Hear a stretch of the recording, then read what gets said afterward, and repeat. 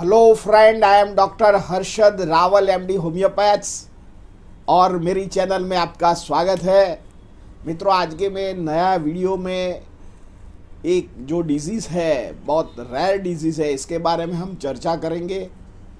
ये डिजीज़ का नाम है MND, जिसको मेडिकल भाषा में मोटर न्यूरॉन डिजीज़ बोलते हैं।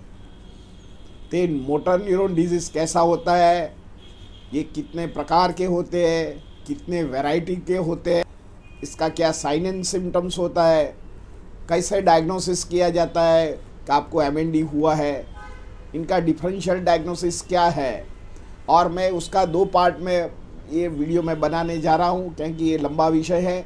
तो उसका होम मेडिसिन क्या है, कौन सा कसरत कर सकते हैं और उसकी बेस्ट होम्योपैथिक ट्रीटमेंट क्या है। तो मित्रों, ये जो मेरा वीडियो 2 भाग में है, तो पार्ट 1 में एंड पार्ट 2 ज़रूर देखना, क्योंकि MND जो डिजीज़ होता है, इसमें जो प्राइमरी और सेकेंडरी टाइप ऑफ MND जो होता है, इसमें new hope for homeopathic treatment and home medicine. तो आपके और कोई रिश्तेदार को जो MND हुआ है, तो आप खुद उसको मैनेज कर सकते हैं और ये जो डिजीज़ होता है उसको कंट्रोल कर सकता है और दर्दी का लाइफ स्पान बढ़ा सकता है। मित्रों, तो MND क्या है? तो MND का जो फुल फॉर्म मैंने बताया कि इसको मोटर न्यूरॉन डिजीज़ बोलते हैं। जो हमारा ब्रेन में एंटीरियर हॉर्न सेल्स होता है, इसमें मोटर सेल्स होता है। ये मोटर सेल क्या करता है, जो हमारा न्यूरॉन्स है, इसमें माइक्रो केमिकल उत्पन्न होता है और ये माइक्रो इलेक्ट्रिक थ्रू हमारा जो शरीर में से ज्ञान तंतु से जो आदेश होता है, ये हमारा मसल मास पर पहुंचता है और उसका कंडक्शन फिक्स ऑफ सेकंड में होता है। तो इसके जरिए हम हाथ ऊंचा नीचा कर सकते हैं, मूवमेंट्स कर सकते हैं और हमारा शरीर को स्थिर कर सकते हैं और हलन चलन भी कर सकते हैं। पर कई बार हमारा एंटीरियर हॉर्न सेल्स में जो मोटर नर्व्स है, इसमें जो सेल्स की रिकंस्ट्रक्शन हो जाती है, इसमें बायोलॉजिकल चेंजेस में बदलाव आ जाता है और उसका जो इलेक्ट्रिक इम्पल्स है, जो बायोलॉजिकल इलेक्ट्रिफिकेशन जो करंट होना चाहिए, वो प्रॉपर नहीं पहुंचता है और इसमें असमंजसता पैदा होती है। इसके कारण हमारे को जो मूवमेंट्स करने में दिक्कत आती है, चलने में दिक्कत आती है, खड़ा रहने में दिक्कत आती है, तो उसको मोटर न्यूरॉन डिजीज़ बोलते हैं। मोटर न्यूरॉन डिजीज़ जो होते हैं, ये 2 प्रकार के मोटर न्यूरॉन डिजीज़ होते हैं। आपने देखा होगा कि जो मोटर न्यूरॉन डिजीज़ के जो सबसे बड़ा साइंटिस्ट था, स्टीफन हॉकिंस, आपके नाम सुना होगा, मैंने उनका पिक्चर में बताया हुआ है। स्टीफन हॉकिंस ना, उन्हें कहीं आपने पिक्चर देखा होगा, इज़ अ ग्रेट साइंटिस्ट। देखो, उन्होंने ये MND डिजीज़ में 20 साल तक उन्होंने फाइट किया। साथ में MND डिजीज़ में मैं आगे बताऊंगा कि जो MND डिजीज़ होता है, इसमें दर्दी का जो ब्रेन सेल होता है एक्टिव होता है, पर वो फिजिकली वीक पड़ जाता है। तो ये मोटा मोटी जो हमारा बायोकेमिकल जो चेंजेस होता है, इसके कारण ये जो हमारा मोटर न्यूरॉन डिजीज होता है, कई बार उसका जो रीजनरेशंस ब्रेन में से अर्ली ब्रेन ऑनसेट में होता है, तो हमको अपर मोटर न्यूरॉन डिजीज़ होता है, जिसको शरीर का हाथ पग शून्य हो जाता है, हलन चलन मुश्किल हो जाता है और तकलीफ हो जाता है। कई बार जो हमारा मेरुदंड या स्पाइनल कॉर्ड के नीचे के एरिया में जो उसका जो इलेक्ट्रिफिकेशन का प्रॉब्लम्स होता है और कंडक्शन प्रॉपर नहीं मिलता है, तो लोअर एंग में वीकनेस आ जाती है और स्टिफनेस आ जाता है। तो कई बार दर्दी को हलना चलना भी मुश्किल हो जाता है, तो उसको लोअर मोटर न्यूरॉन डिजीज़ बोलते हैं। मित्रों, इसको जो 4 types of varieties motor neuron disease में होता है। इसमें सबसे पहले एमाइलोट्रॉफिक लेटरल स्क्लेरोसिस है, प्राइमरी लेटरल स्क्लेरोसिस है, प्रोग्रेसिव बल्बुलर पाल्सी है और प्रोग्रेसिव मस्कुलर एट्रोपी। ये 4 प्रकार के अलग अलग प्रकार के ये मोटर न्यूरॉन डिजीज़ होता है। और ये जो डिजीज़ होता है, इसमें जो प्राइमरी होता है, इसमें होम्योपैथिक बहुत मदद कर सकता है। इसके साथ आपको खुराक में चेंजेस करना पड़ेगा और आपको मैं होम मेडिसिन बताता हूँ जो दर्दी को शुरुआत में स्टेज में कर सकता है तो दर्दी का लाइफ स्पान बढ़ा सकता है। देखो, इसमें दुनिया में ये जो MND जो डिजीज़ है, 1 लाख में 2 व्यक्ति को MND डिजीज़ होता है। इंडिया में भी बहुत सारे MND डिजीज़ का दर्दी है और उनके लिए भी ये उनका लाइफ स्पान करना भी राइट होता है, पर कई बार धीरे धीरे उनका जो मोटर नर्व्स है वीक पड़ जाती है और नर्व्स का रिजनरेशन नहीं हो जाता है, तो इसके कारण उसको MND होने का चांसेस रहता है। तो उसका क्या साइन एंड सिम्टम्स होता है? तो सबसे पहले दर्दी को हाथ में फैसिकुलेशन लगे, झंझनाटी और मसल एकदम खिंचाव लगे, तनाव लगे। दर्दी को हाथ पैर में वीकनेस लग जाता है, दर्दी खड़ा भी नहीं हो सकता है, कई बार थक जाता है, दर्दी को सीढ़ी चढ़ना मुश्किल हो जाता है, दर्दी को ज़मीन से ऊपर बैठना मुश्किल हो जाता है, दर्दी को धीरे धीरे वीकनेस आ जाती है, उनके बोलने में भी बदलाव आ जाता है, दर्दी सांस लेने में तकलीफ आता है। ये जो MND मोटा मोटी जो रोग होता है ये नर्व्स डिजीज़ में होता है, पर सेंसर ही अच्छा रहता है। तो दर्दी को सांस लेने में दिक्कत होती है, कहीं कि रेस्पिरेटरी ट्रैक पर भी इफेक्ट होती है, उनको GIT ट्रैक में भी इफेक्ट होती है, तो दर्दी को खाने के लिए मुश्किल हो जाती है। वो उसको लिक्विड ही ले सकता है, सॉलिड लेने में डिग्लूजन करने का, पेरिस्टाल्टिक मूवमेंट में उसको तकलीफ पड़ जाता है, कई बार वॉमिटिंग हो जाता है, वीकनेस हो जाता है। कई बार दर्दी को जो नल खोलने का है तो उसकी अंगुली घूम जाती है, नल खुलता नहीं है। कई बार लेडीज़ होती है, टी बनाती है या घर का कोई खाना बनाती है, तो जो सांसी होती है तो सांसी की पकड़ उसको रहती नहीं है, तो उसको मालूम नहीं होता है कि ये बराबर फिट पकड़ा है कि नहीं। जैसे पकड़ने जाता है तो वो जो गर्म तपेली होता है वो निकल जाती है, क्योंकि उसको जो ग्रिप्स होना चाहिए वो ग्रिप नहीं होता है। धीरे धीरे मांसपेशी सिकुड़ जाती है, दर्दी को वीकनेस हो जाता है, दर्दी स्लो मोशन हो जाता है। कई बार दर्दी को 2 टाइप ऑफ होता है, अपर मोटर न्यूरॉन भी होता है और लोअर मोटर न्यूरॉन भी होता है। तो ये कई बार दर्दी को बैड रिटर्न होता है। ऐसे दर्दी को ब्लेडर की या उनको स्टूल जा सकते हैं, ये कंट्रोल कर सकते हैं, उनको ऐसे सेंसरी मालूम पड़ता है, उसका ब्रेन अच्छा होता है, मेमोरी पावर अच्छा हो जाता है और कई सालों की ये घटना भी याद कर रहता है। क्योंकि जो मोटर न्यूरॉन डिजीज़ है ये हमारा ब्रेन की चेतना शक्ति को या सेंसेशन को डिस्टर्ब नहीं करता है। दर्दी को उसको गर्म या ठंडा का अनुभव रहता है और दर्दी खुश मिजाज में रहता है, उसको बहुत कॉन्फिडेंट रहता है।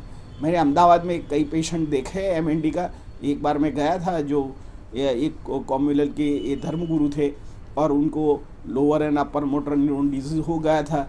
तो उन्होंने बताया, जो उनके जो फॉलोअर्स थे वो बोल रहे थे कि देखो हमारा गुरु जी का कितना तप है, सब याद रखते हैं, सबका फेस याद रखते हैं, नाम याद रखते हैं, फैमिली का नाम याद रख सकते हैं।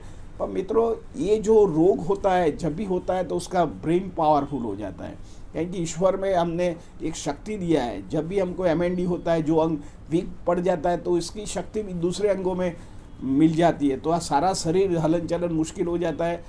तो सारी जो शक्ति होता है ये हमारा ब्रेन में चला जाता है। और ऐसे दर्दी पथारी में भी हो तो उसको मेमोरी पावर अच्छी तरह रह सकता है, खूब याद रह सकता है।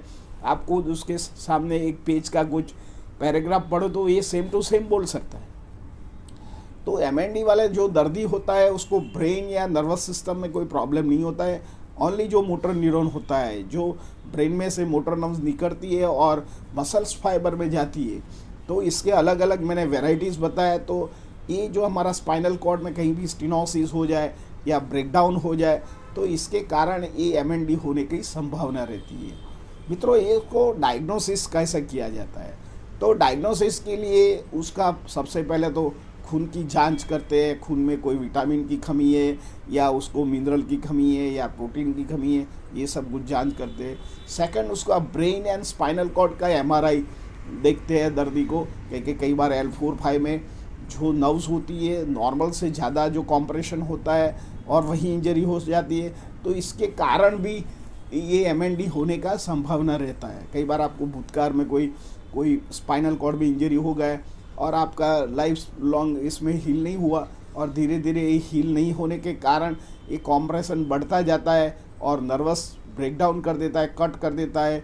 लॉन्ग टर्म अनहील्ड नर्व्स के कारण उसको मोटर न होने की संभावना रहती है।